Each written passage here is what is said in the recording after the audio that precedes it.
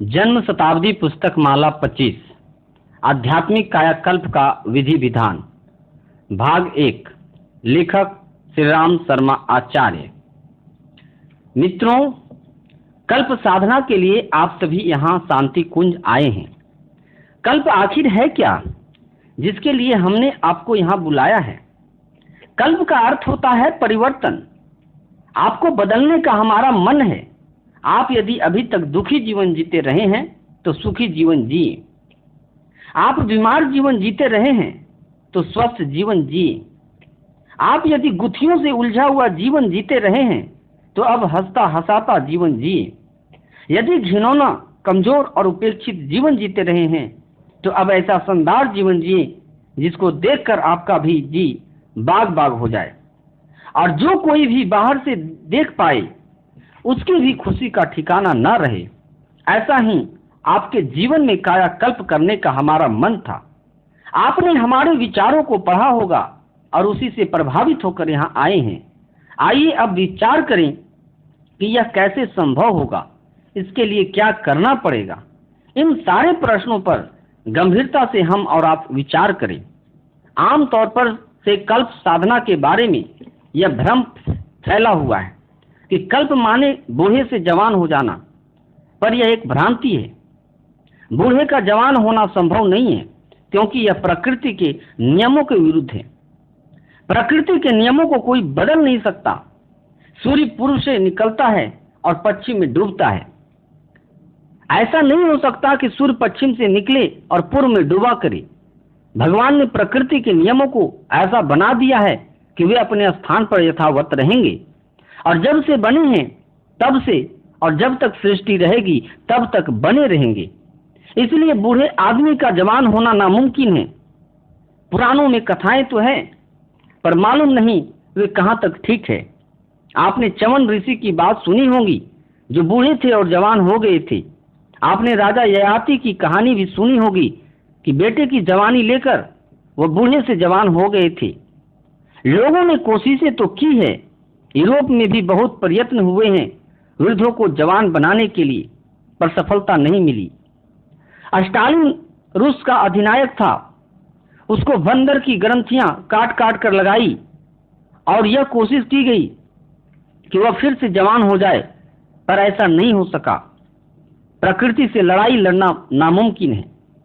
किसी को यह आशा नहीं करनी चाहिए कि हमारा बूढ़ा शरीर जवान बन जाएगा, पर हाँ, यह आशा हम आप में से हर व्यक्ति कर सकता है कि कमजोरी और बीमारी जो हमने अपने बुला कर रखी है उसको इनकार कर दे और यह कर दे कि हम आपको अपने यहाँ रखने की स्थिति में नहीं है, कृपा करके आप चली जाइए। इनको हम भगा सकते हैं क्योंकि ये प्राकृतिक नहीं है। जीवधारी पैदा होते हैं और मरते भी हैं, पर न कोई बीमार रहता है और न कोई कमजोर रहता है। जब कमजोरी आती है तो मौत के मुंह में चले जाते हैं। भला कमजोर आदमी जिंदगी जीना कौन पसंद करेगा? और ऐसी जिंदगी कौन पसंद करेगा जो बीमारियों से घिरी हुई हो? कमजोरी और बीमारियों से घिरा हुआ होना यह प्रकृति के विरुद्ध है। इसको आप और हम हटा सकते हैं। शरीर के बारे में यही तक मुमकिन है और इसके आगे कुछ नहीं हो सकता। शरीर के कायाकल्प से अगर आपका मतलब हो और इसी ख्याल से अगर आप यहाँ आए हो तो कृपा करके यह बात नोट कर लीजिए शरीर के बारे में कि यह जो आपकी उम्र है वह आगे ही बढ़ेगी, पीछे की ओर घटेगी नहीं। जवान को तो बच्चा कैसे बना पाएंगे हम? बच्चे को माँ के पेट में तो कैसे धकेल पाएंगे? संभव नहीं है। आपकी उम्र तो जरूर बढ़ेगी और आपके शरीर पर जो प्रभाव पड़ेगा वह सब पड़ना ही चाहिए, लेकिन आपका स्तर बदल जाएगा। आकृति तो ज्यों की त्यों रहेगी पर प्रकृति बदल जाएगी। प्रकृति को बदलना मुमकिन है। यदि आपकी प्रकृति बदल जाएगी तो परिस्थितियां भी बदल जाएगी। जैसा कि आप सभी जानते हैं कि मन स्थिति का ही नाम परिस्थिति है। मन स्थिति अगर आदमी बदल ले तो परिस्थितियों को बदलने में कोई शक नहीं है। बस यही कायाकल्प है, इसी को हम कराना चाहते हैं। आपके भीतर वाला मादा यदि बदल जाए तो आपके बाहर वाला जरूर बदल जाएगा। मन स्थिति में हेर फेर कर ले तो उसके अनुसार परिस्थितियां अपने आप बदल जाएगी। इसलिए कल्प साधना से आपको जो यहाँ अर्थ लेना चाहिए वह यह लेना चाहिए कि यहाँ जो आपसे कराया जाने वाला है, यह आपको जो करना है, या हम जो आपसे कराने के लिए दबाव डालेंगे तो सिर्फ इस बात का दबाव डालेंगे कि आपका भीतर वाला हिस्सा, जिसका अर्थ होता है मन, बुद्धि और चित्त, जिसका अर्थ होता है जीवात्मा, जिसका अर्थ होता है आपका दृष्टिकोण, चिंतन और चरित्र बदल जाए। अगर इसे हम बदल दें तो आप विश्वास रखिए कि आपका जीवन पिछले दिनों जैसा भी कुछ रहा है, भविष्य में वैसा रह ही नहीं सकता। आपने इतिहास पढ़ा होगा और आपको उन भक्तों के नाम याद होंगे जो पहले समान स्थिति में गए बीते थे, लेकिन जब उन्होंने अपना मन, स्तर और दृष्टिकोण बदल दिया तो कितना कमाल हो गया, उनकी जिंदगी कैसी शानदार हो गई। अगर उन्होंने भीतर वाले हिस्से को अर्थात दृष्टिकोण को बदलना न होता तो बाहर वाली परिस्थितियां बिल्कुल मामूली आदमी के तरीके की रही होती। इस संदर्भ में मैं आपके सामने कुछ ऐसे आदमियों के नाम रखना चाहता हूं कि परिवर्तन कैसे होते हैं। शंकराचार्य को आप जानते हैं ना। शंकराचार्य एक मामूली घर के लड़के थे। उनकी माता यह उम्मीद करती थी कि पढ़ाने के बाद में लड़के की शादी ब्याह कर देंगे, बाल बच्चे होंगे, नाती पोते खिलाएंगे। लेकिन शंकर ने अपना दृष्टिकोण बदल लिया और मां से इनकार कर दिया। उन्होंने अपने भावी लक्ष्य और भावी जीवन का एक स्वरूप बना लिया। यह स्वरूप उनका अपना बनाया हुआ था, यह दृष्टिकोण उन्होंने स्वयं बनाया था, यह कार्य पद्धति उन्होंने स्वयं बनाई। बाद में सहायता दूसरों ने भी की, शुरुआत तो उन्होंने ही किया। शंकराचार्य फिर क्या हुए? वे शंकर भगवान के अवतार माने जाते हैं। अगर आदि शंकराचार्य ने अपने दृष्टिकोण में हेर फेर न किया होता तो तब फिर वही होता जो उनकी मां चाहती थी। वे एक मामूली पंडित पुरोहित होते, जनपत्रियां बनाते फिरते, पूजा पाठ कराते फिरते, बाल बच्चे होते और गए बीते अस्तर के होते। पर जब दृष्टिकोण उन्होंने बदल दिया तो आदि शंकराचार्य हो गए। हर आदमी को यह अधिकार मिला हुआ है कि वह चाहे जैसा बन जाए। भगवान ने हर आदमी को इस लायक बनाया है कि वह चाहे तो अपने आप को बदल दे। विवेकानंद की बात आपको मालूम है। वे एक मामूली से विद्यार्थी थे। खास प्रतिभावानों में उनकी शुमार नहीं होती थी। घर की परिस्थितियां भी ऐसी थी। पिताजी के मरने के बाद घर गृहस्थी का वजन भी उन पर आ गया था। लेकिन यह सब होते हुए भी उन्होंने यह निश्चय किया कि अपने सोचने के तरीके, अपने दृष्टिकोण और अपने जीवन का लक्ष्य तथा उद्देश्य बदल देंगे। यही उन्होंने किया भी। जब इस बात का फैसला उन्होंने कर लिया तो रामकृष्ण परमहंस के साथ उनकी संगति हो गई। तो क्या रामकृष्ण परमहंस ने उनकी सहायता की? नहीं, ऐसा मत कहिए। रामकृष्ण परमहंस के लिए सहायता करना मुमकिन रहा होता तो हजारों आदमी उनके पास आया करते थे और उनसे दीक्षा लेते थे। हजारों आदमी उनके शिष्य कहलाते थे, पर एक भी तो नहीं हुआ। केवल एक आदमी हुआ, विवेकानंद। तो क्या रामकृष्ण की कृपा एक पर ही थी? नहीं, असलियत यह नहीं है। उनकी सब पर कृपा बरसती थी, पर उन्होंने अपने को बदला नहीं, जबकि विवेकानंद ने अपने आप को भीतर से बदल लिया। बदले हुए आदमी की कौन सहायता नहीं करेगा? आप जिस दिशा में भी आगे बढ़ना चाहते हैं उसमें सहायता करने वालों की दुनिया में कुछ कमी है क्या? विवेकानंद की भी सहायता हुई। और किसकी सहायता हुई? सदन का नाम सुना है आपने कि वह कैसा आदमी था?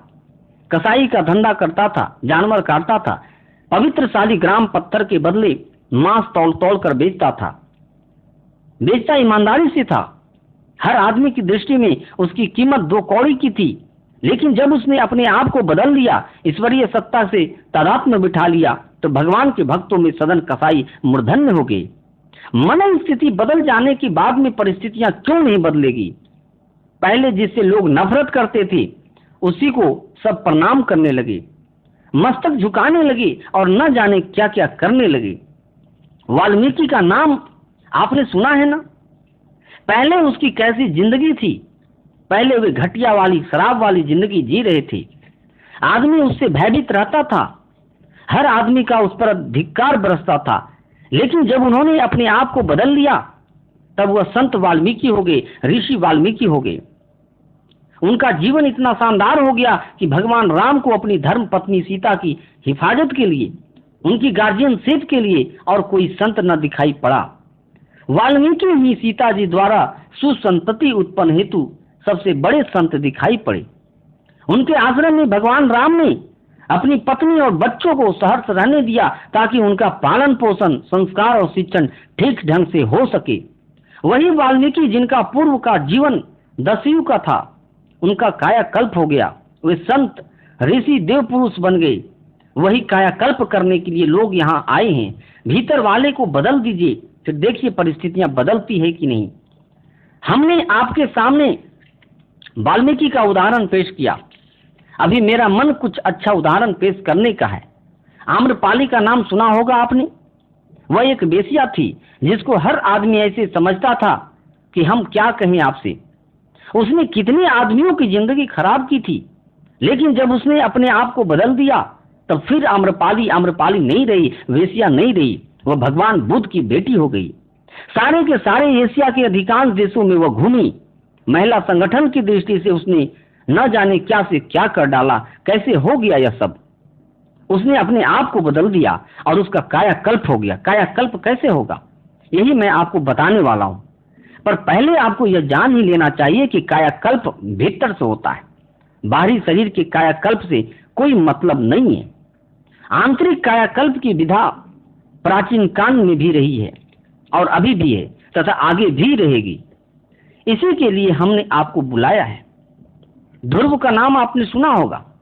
वो बिल्कुल एक सामान्य दर्जे के राजकुमार थे। राजाओं के ढेरों बच्चे होते हैं, एक को गोद में लिया और एक को गोद से उतार दिया। जरा सी परिवार की घटना, उससे ध्रुव ने अपने आप को बदल लिया। उन्होंने कहा राजकुमार रहना नहीं है, और यदि रहना ही होगा तो भगवान के राजकुमार क्यों नहीं हो रहेंगे। बस भगवान का राजकुमार बनने का फैसला कर लिया उसने। दृढ़ निश्चय की सहायता करने वाले कम है क्या। नारद जी आ गए और उन्होंने उसकी सहायता की। नारद जी बाकी बच्चों, ध्रुव के भाई बहनों के पास क्यों नहीं गए, उनसे क्यों नहीं कहा। नहीं, नारद जी उनसे कह नहीं सकते थे, क्योंकि जो आदमी अपना निश्चय स्वयं करता है उसी की सहायता दूसरे करते हैं। आपने वह कहावत सुनी होगी, ईश्वर उन्हीं की सहायता करता है जो अपनी सहायता आप करते हैं। यह बात बिल्कुल 16 अन्य सच है। प्रहलाद का नाम जानते हैं ना। अगर वो अपने दैत्य बाप के कहने पर चला होता और पुरानी परंपरा पर चला होता तो सिवाय दैत्य के क्या हो सकता था। बाप दादे जो काम करते थे वही काम प्रहलाद भी करता, परंतु प्रहलाद ने अपने आप को बदल दिया। इसी का तरह गुरु नानक का नाम भी आपने सुना होगा। गुरु नानक के पिताजी मामूली सा व्यापार करते थे। वे चाहते थे कि उनका लड़का भी व्यापार करे। व्यापार के लिए एक बार पैसा भी दिया, जिसे उन्होंने परमार्थ में खर्च कर डाला। बाप के कहने पर वे चले नहीं, उनकी बातें मानने से इनकार कर दिया। मित्रों ने, पड़ोसियों ने भी कहा होगा, पर एक का भी कहना उन्होंने नहीं माना। अपने ईमान और भगवान का कहना उन्होंने माना। अपने ईमान और भगवान का कहना मानने वाले नानक का क्या हो गया, देखा है ना आपने कि सारे संसार में कितनी इज्जत है उनकी। सिख धर्म में उन्हें भगवान मानते हैं, वे महान बन गए। पर अगर बाप की मर्जी पर चले होते तो पुराने ढर्रे पर ही गाड़ी लुढ़कती रहती और वे बिल्कुल मामूली से आदमी होते और एक बनिए की दुकानदार कर रहे होते। ढेरों बच्चे पैदा करके मामूली आदमी के तरीके से जिंदगी बसर कर रहे होते, पर ऐसा नहीं हुआ। नानक का कायाकल्प हो गया। नानक संत हो गए, ऋषि हो गए, भगवान हो गए, अवतार हो गए।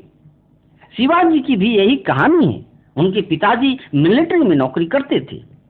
वे जैसे मामूली घर गृहस्थी के बच्चे होते हैं उसी तरह थे। यदि ढर्रे का जीवन जिया होता और उस ढर्रे से इनकार न किया होता तथा अपने लिए कोई नया निर्धारण न किया होता या निश्चय न किया होता, तो क्या आप विचार कर सकते हैं कि शिवाजी वैसे ही रहे होते जैसे कि हम उन्हें छत्रपति शिवाजी कहते हैं। यह कैसे हुआ? कायाकल्प हो गया। वह शिवाजी जो माता के पेट में से पैदा हुआ था, घर गृहस्थी में गुजारा करता था, उसकी तुलना में महापुरुष शिवाजी की रूपरेखा बिल्कुल अलग है। इसी तरह चंद्रगुप्त का नाम आपने सुना होगा। चाणक्य ने उसके अंदर की कसक को देखा और उसे पढ़ लिया, उसकी पात्रता को देखा और उसके भीतर हो रहे मन स्थिति के बदलाव को देखा। चाणक्य ने उसे क्या से क्या बना दिया। गांधी जी परिस्थिति से ऐसे ही थे क्या? उनके पिताजी एक छोटी एस्टेट के दीवान थे। वह अपने लड़के को वकील बनाना चाहते थे। गांधी जी यदि उनके अनुसार चले होते तो एक मामूली वकील रहे होते। सफल या असफल यह बात दूसरी है, पर सिवाय वकील के और कुछ नहीं हो सकते थे। लेकिन जब उन्होंने यह निश्चय किया कि हमको कुछ बनना है और जिंदगी का बड़ा उद्देश्य पूरा करना है, तो वे फिर महात्मा गांधी हो गए, अवतार हो गए, बापू हो गए और युग परिवर्तक हो गए, लाखों आदमियों को दिशा देने वाले हो गए। आखिर यह हुआ कैसे? भगवान ने कर दिया क्या? नहीं। तो फिर भाग ने किया क्या? नहीं। तो फिर किसी आदमी ने किया होगा? नहीं, किसी ने भी नहीं किया। उन्होंने स्वयं अपना कायाकल्प कर लिया था। सहायता जरूर औरों ने की। सहायता का तो दुनिया में द्वार खुला है। बुरे लोगों के लिए भी सहायता का द्वार खुला हुआ है और अच्छे लोगों के लिए भी खुला है। गांधी जी के बाबत यही हुआ। बुद्ध के बारे में भी यही बात लागू होती है। बुद्ध भगवान क्या थे? एक मामूली राजा के लड़के थे। छोटी उम्र में विवाह शादी कर दी गई थी। लेकिन जब उन्होंने यह निश्चय किया कि हमें बड़प्पन की दिशा में चलना है, कुछ महान कार्य करने हैं, तो बुद्ध का कायाकल्प हो गया और वे भगवान बुद्ध हो गए। उपरोक्त पुराने उदाहरण मैंने इसलिए दिए हैं कि आप विचार कर सके कि हमारा बदलना संभव है। चलिए आपका यह ख्याल हो शायद कि हम तो मामूली आदमी हैं, हमारी घिनौनी और गंदगी जिंदगी है जिसके कारण हम नहीं बदल पाएंगे, और जिस ढर्रे पर हम चल रहे हैं, जिस कोल्हू में हम पिल रहे हैं, उसी में हम पिलते रहेंगे। तो यह आपकी मर्जी के ऊपर है। अन्यथा मामूली और घिनौने आदमी तो और भी आसानी से बदल सकते हैं। यह आपकी मर्जी के ऊपर है कि आप चाहें तो इस तरीके से भी रह सकते हैं जैसे कि अभी रह रहे हैं। लेकिन अगर आपका मन हो कि हमको बदल जाना चाहिए, तो सूरदास का उदाहरण आपके सामने है। सूरदास कैसे आदमी थे आप जानते हैं ना? विलो मंगल का नाम सुना है ना आपने? कैसी घिनौनी और कामुक जिंदगी थी उसकी।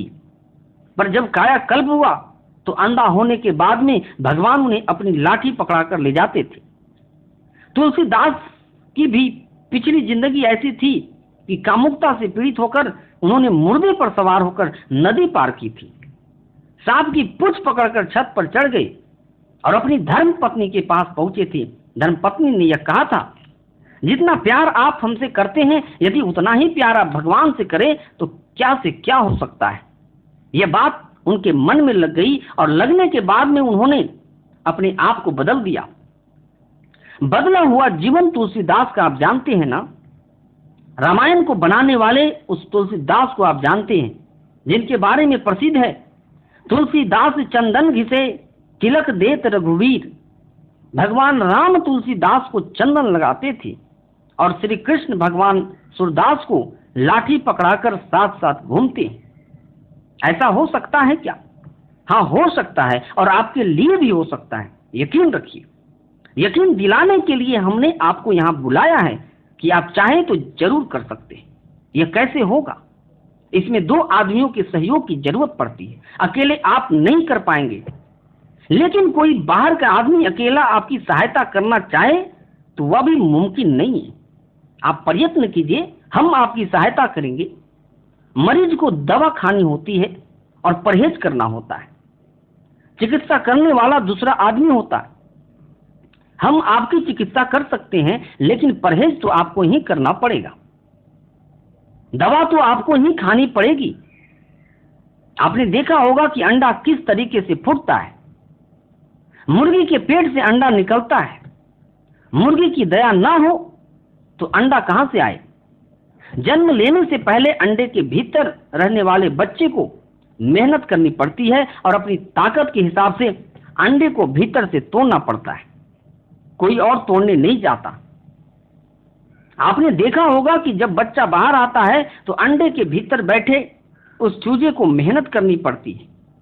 अपनी ताकत से वह अंडे में दरार डालता है और फूटकर बाहर निकल पड़ता है। यह मेहनत उसकी अपनी है। अंडे को जन्म मुर्गी देती है, छाती से लगाकर पालती भी है, सोती भी है। यह सब काम मुर्गी करती है, लेकिन उस अंडे को तो चूजे को ही तोड़ना पड़ता है। भ्रूण ने तो माता बनाया है। भ्रूण तो माता ने बनाया है। पेट में रहे हुए गर्भ को खुराक माता ने दी है, दूध माता ने भी पिलाया है, लेकिन पेट में से निकलने की ताकत, मेहनत तो पेट में रहने वाले बच्चे को ही करनी पड़ती है। अगर पेट में रहने वाला बच्चा इनकार कर दे कि हम तो बाहर नहीं निकलेंगे, धक्का मुक्की नहीं करते, तो फिर डिलीवरी नहीं हो सकती। बाहर निकलने के लिए पूरी की पूरी जिम्मेदारी उस बच्चे के ऊपर है जो पेट में बैठा हुआ है। प्रसव तो माता ही करती है, दर्द तो माता को ही होता है, पर जब तक बच्चे की ताकत, हुकूमत काम नहीं करती, उसके पहले या पीछे उसे जन्म नहीं दे सकती। आपको अंडे के तरीके से अपना दायरा तोड़ना पड़ेगा, बच्चे के तरीके से बाहर तो निकलना पड़ेगा। आपको जो करना है यही करना है कि आपके ऊपर जो केचुली लगी हुई है, यदि आप उसे उतार देंगे तो आप सांप के तरीके से दौड़ते हुए चले जाएंगे। केचुली लगा हुआ सांप कहां भाग पाता है? लोग पत्थर फेंकते रहते हैं, पर वह वैसे ही बैठा रहता है। केचुली उतार दी तो न जाने कहां से कहां जा पहुंचता है। आप अपने पुराने कुसंस्कारों की केचुली उतार दीजिए और नए रास्ते पर चलिए। पिंजरे से आप बाहर निकलें, पिंजरे से बाहर आपको ही निकलना है। हथकड़ियां और बेड़ियां तोड़ने के लिए मशक्कत आपको ही करनी है। अपनी सहायता आप करेंगे तो हम जरूर सहायता करेंगे, आप यकीन रखिए। सहायता करने के लिए ही तो हम बुलाते हैं आपको, हम आपको सहायता का यकीन दिलाते हैं। लेकिन अगर आप यह ख्याल करते हो कि केवल हमारी सहायता से आपकी समस्या हल हो जाएगी, तो यह मुमकिन नहीं है। आप और हम मिलकर जुलकर कार्य करें, आप हमारा कहना माने और हम आपके लिए मदद करें। अंधे और पंगे के तरीके से हम लोग मिलजुल कर नदी पार कर ली, तब परिस्थितियां भी ऐसी बदल जाएगी कि मजा आ जाएगा। कायाकल्प से हमारा मतलब यही था कि आपके लिए हम सहायता करेंगे कि आप बदल जाएं। आप पर हम दबाव डालेंगे कि जिस तरह की जिंदगी आप जीते रहे हैं वह मुनासिब नहीं है। आपका जो स्वरूप अब तक का रहा है वह आपके लिए मुनासिब स्वरूप नहीं है। हम आप पर दबाव डालने वाले हैं कि आप इस स्वरूप को आगे चलाने से इनकार कर दें और एक काम करें कि ताकत लगाएं, कोशिश करें, जुर्रत करें, साहस इकट्ठा करें कि हमें अपनी जिंदगी को बदलना है। फिर आप देखिए हम आपकी पूरी मदद करेंगे। विवेकानंद की सहायता रामकृष्ण परमहंस ने की थी। हम परमहंस तो नहीं हैं, पर आप यकीन रखिए कि आपकी सहायता हम उतनी ही कर सकते हैं और श्रेष्ठ व्यक्ति बना सकते हैं। आप तैयार हो जाइए। अगर आप तैयार हैं तो आप यकीन रखिए कि आपका जीवन बदल जाएगा और ऐसा शानदार जीवन बन जाएगा कि आप स्वयं तो अपने आप में आश्चर्य करेंगे ही, साथ ही जो कोई भी आपको यहां से जाने के बाद देखेगा वह भी आश्चर्य करेगा। अगर आपको यह दावत स्वीकार हो तो फिर आप तैयार हो जाइए, हिम्मत कीजिए, उनके लिए संघर्ष कीजिए और अनुशासन पालने के लिए तैयार हो जाइए। फिर देखिए आपका भविष्य कैसे शानदार बनता है। कायाकल्प से हमारा उद्देश्य यही था और आपको भी कायाकल्प का यही उद्देश्य समझना चाहिए और अपनी तैयारी के लिए जो मुनासिब हो वह करने के लिए कमर कसकर खड़े होना चाहिए। ओम शांति। कल्प साधना का उद्देश्य और स्वरूप। यह एक सुविदित तथ्य है कि संचित पाप कर्मों का प्रतिफल रोग, शोक, विक्षोभ, हानि एवं विपत्ति आदि के रूप में उपस्थित होता है। विपत्तियों को भुगतने का मूल आधार मनुष्य का भ्रष्ट चिंतन एवं दुष्ट आचरण ही होता है।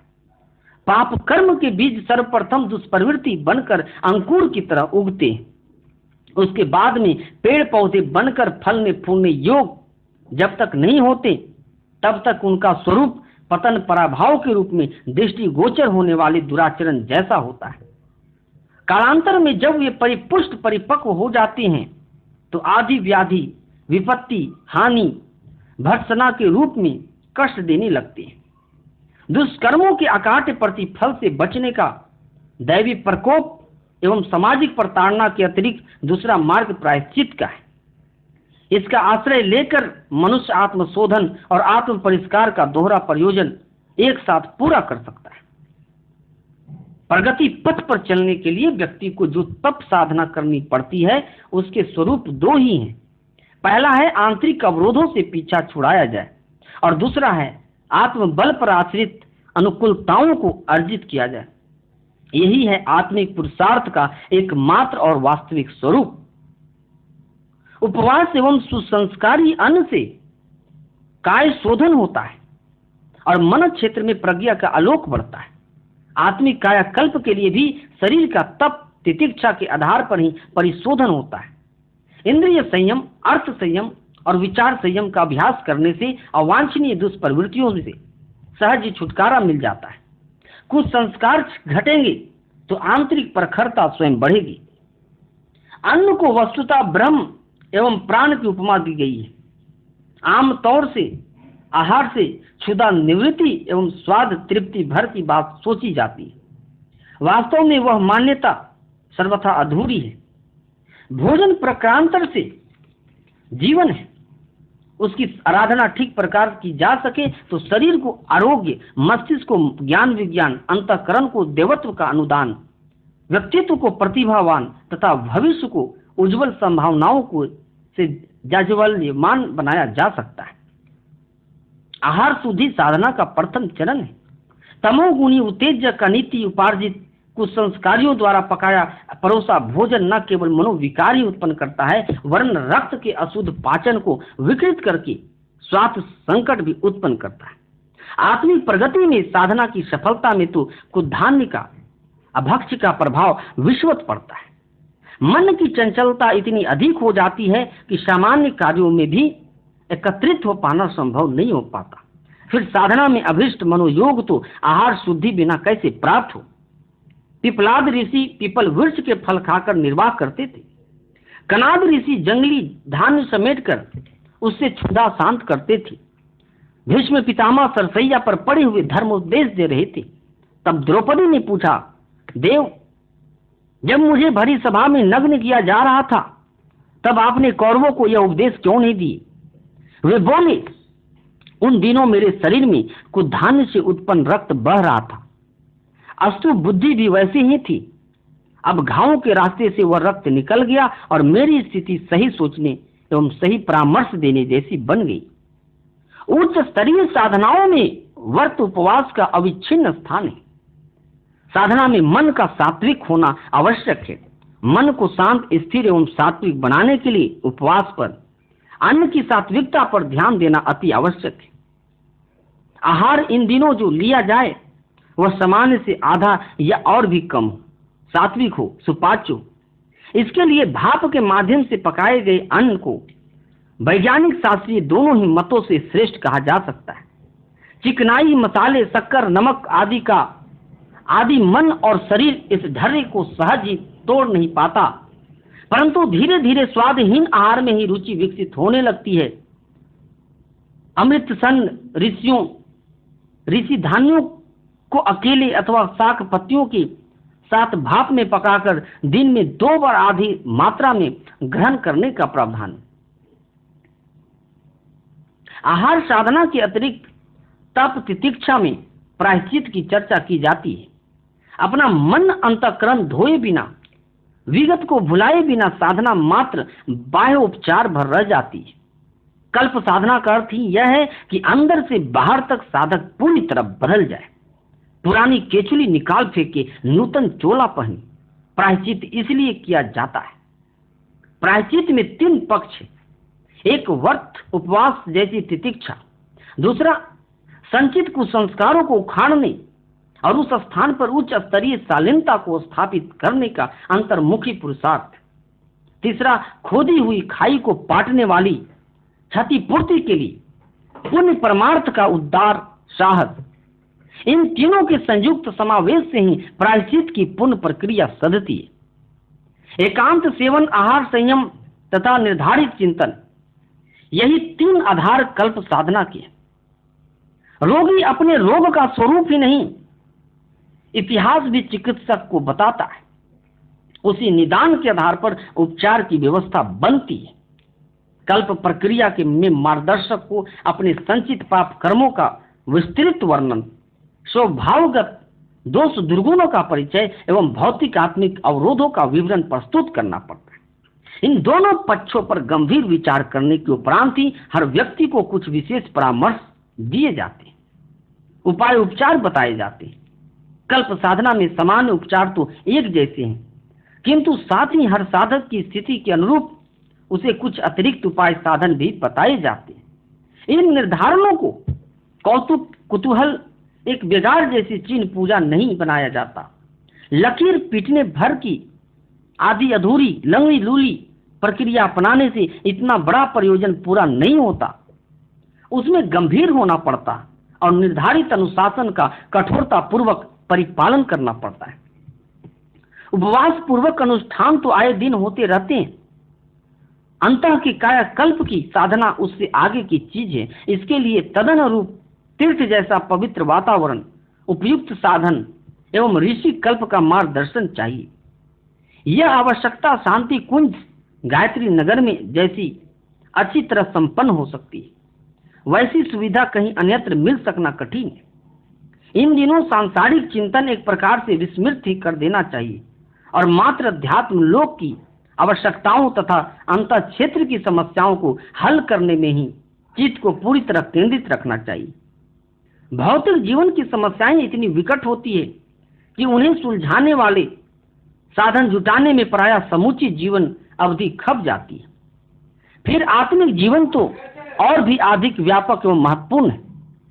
उसकी गुत्थियां सुलझाने और प्रगति के सरंजाम जुटाने हेतु नए सिरे से नए दृष्टिकोण तथा नया साहस जुटाना होता है।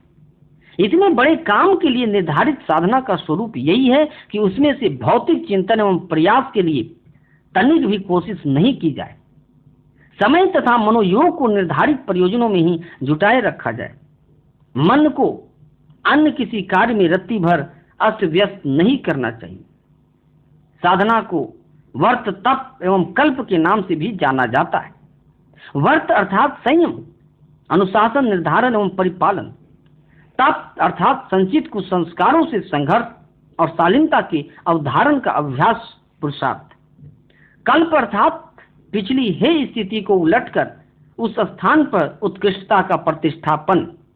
ये तीनों ही प्रयास परस्पर मिलते हैं तो ज्ञान और कर्म की गंगा यमुना मिलने से एक नई धारा भक्ति भावना की, दिव्य जीवन की सरस्वती के रूप में उद्भव होती है। इस सामान्य से त्रिवेणी संगम बनता है।